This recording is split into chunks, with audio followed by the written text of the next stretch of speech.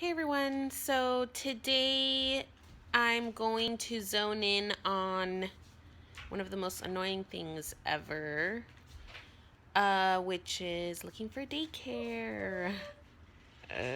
First of all, it's not a very exciting thing, it's more of an emotional thing. Um, because who wants to put their kids in daycare? You know? It's like nobody. It's a rather annoying thing to do, first of all, because you're not really up for putting your children in daycare in the first place. At least I'm not. Um, I wish like somebody were available in my family to offer or do that, but everybody lives far or they're working. Like both of my parents work and both of my husband's parents work as well.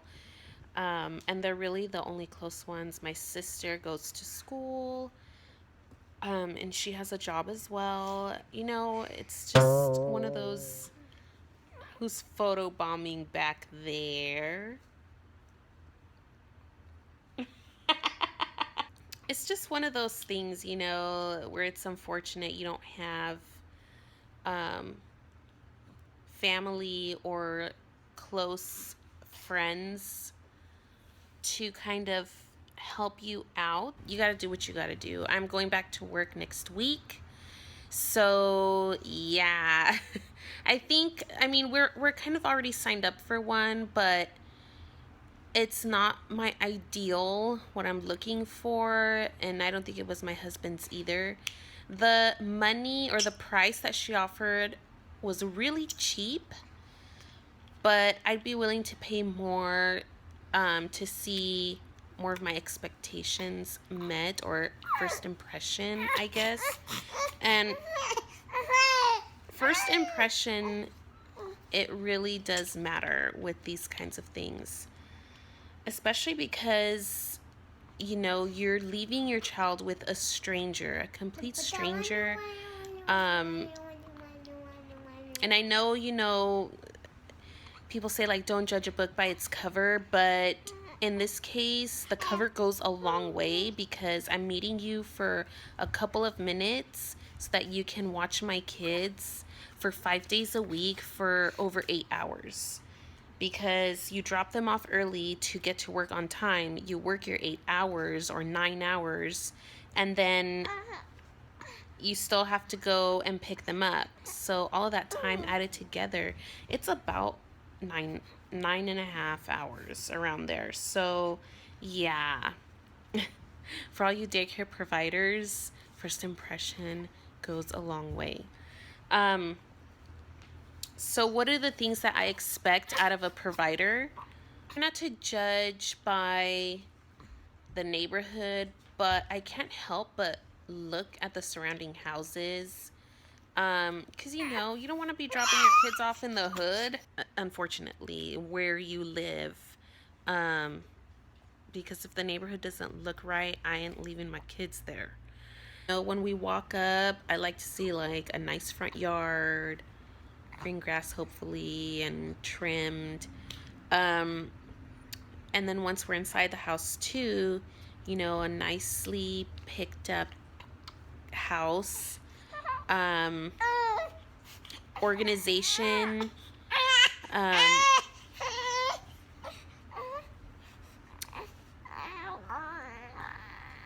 but yeah, organization. If the kids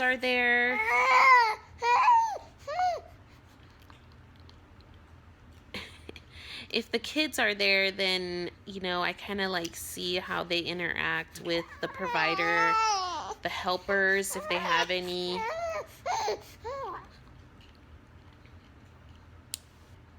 Obviously, the number one question you want to know is the fee, the rate that they're going to charge. I ask them if they teach anything to the kids, like a curriculum. Um, I would prefer that they do, but at daycares, it's not really a priority. Um, my priority more is like safety. Like, what are they doing to prevent accidents from happening, and how are they hiring their people, like if you're at a actual daycare center. Since we're looking more into home daycares, I just want to know who's in the household, and who's actually involved in providing the care besides the main person, because sometimes they have like their family help or they have helpers from outside. So it's nice to know, who's going to be going in and out and who's having contact with your children throughout the day. Um, the next thing I ask is like, I asked to see their backyard also because I want to see, what it looks like. Are there any potential dangers out there? Do they have pets? That kind of thing, you just want to have peace of mind when you go back to work, or some kind of peace of mind, because you never really have full peace of mind leaving your kids with a stranger. So another thing I ask is what they're going to provide as far as food. Some of these home daycares, I guess, like they get hookups from the state. There's programs, where they go to like these classes and they get like certified to receive so much food from the state or money from the state to get the food. So I ask, what kind of meals do they cook or provide? Do I have to bring the meals? Because I am a breastfeeding mom, I'm also asking for my infant, if they are familiar with handling breast milk, because breast milk is liquid gold. Okay, that's a whole other vlog I'm gonna do next time maybe, but you don't want that stuff being wasted, and you want them to handle it properly, so that it doesn't spoil and they're not giving like spoiled milk to your child. Mommy. So I ask about that, the handling of breast milk. You got all the sour out of your forehead? Yeah, it's good now? Yeah, look at my tongue. Okay, puppy. So, yes, the food that they serve is also something I ask because I want to know what they're going to be eating throughout the day.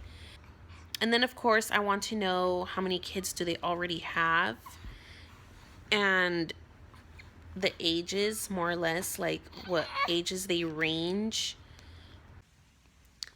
Sorry, you guys. I had to stop and feed the baby. So anyway, what was I saying? So yeah, pretty much cleanliness, any curriculum, that would be like a total plus.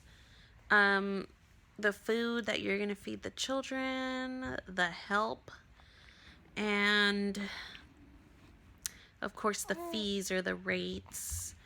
And I get it. I mean, watching kids for over 8 hours a day every day, that's not an easy job. I mean, just me being at home for these past 3 months with my 2 kids, that was hard. I mean, I love them. I love them with all my heart, but it was hard. So I'm telling you. So yeah, all of that stuff is what I'm looking for. I can't really think of any other stuff as I'm being distracted right now by my children. So yeah, I'm kind of sad to put them in daycare. And at the same time, I'm happy. It's like bittersweet because at work, you know, you're distracted by things, and it's not, you get kind of like time to yourself, even though it's just work. You know, you kind of escape that like pressure from your kids, like to just be there. You know, they want your attention 24/7. Like, you guys can hear them in the background right now. Both of them are talking. My 2-month-old thinks she can talk. And so it's hard. It's hard to find time for yourself to do what you need to do for yourself. And work, it's kind of like an escape from that, I guess. And not just that, but you know, like even just talking to people, like I miss talking to my coworker. Anyway, I know, like it's bittersweet, because at the same time, like I wish I could stay home and watch my kids, because I want to raise them the way I want to, you know. I want to know like what they're being fed and what they're doing, and making sure that they're safe and they're healthy, and that they're growing up with, you know, the morals that me and my husband want to teach them, and such and such. The list can go on and on. There's pros and cons for both. Right now, I'm okay with going back to work, even though it does break my heart to leave my children with someone I don't know. But kudos to all you working mamas, and to the mamas that stay at home, because it's hard. It is hard to be with your children all day, every day. You don't get a break, like not even on the weekends. You know, even though my husband is here on the weekends, like kids prefer mama, and I'm sure that's a similar situation in most households. For whatever reason, you know, the kids, they stay attached to mama more so than they do to papa until they get older. So yeah, Office of Education for your county, they have links. And then of course you can always go to like the state site. I know California state, for me, they have like a list of providers as well. So I'm hoping this was somewhat helpful for you working moms going back to work. If you guys have any other tips as far as that, let me know. Alright, you guys. Thanks for watching. Bye.